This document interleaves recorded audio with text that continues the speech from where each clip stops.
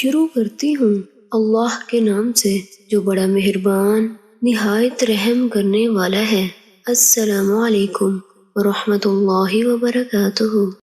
حضرت معاذ بن رفاعہ روایت کرتے ہیں کہ انہیں ان کے والد نے خبر دی کہ حضرت ابو بکر صدیق رضی اللہ تعالیٰ عنہ ممبر پر چڑھے اور روئے، پھر کہا رسول اللہ صلی اللہ علیہ وآلہ وسلم ہجرت کے پہلے سال ممبر پر چڑھے، روئے، پھر کہا اللہ سے گناہوں سے عفو و درگزر اور مصیبتوں اور گمراہیوں سے عافیت طلب کرو، کیونکہ ایمان و یقین کے بعد کسی بندے کو عافیت سے بہتر کوئی چیز نہیں دی گئی۔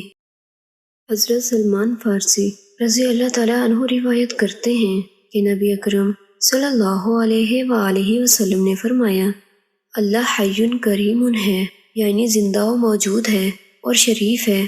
اسے اس بات سے شرم آتی ہے کہ جب کوئی آدمی اس کے سامنے ہاتھ پھیلا دے تو وہ اس کے دونوں ہاتھوں کو خالی اور ناکام و نامراد واپس کر دے۔ پیارے ساتھیوں، اللہ تعالیٰ سے دعا ہے کہ اللہ تعالیٰ ہمیں زیادہ سے زیادہ دعائیں مانگنے کی توفیق عطا فرمائے۔ آمین ثم آمین۔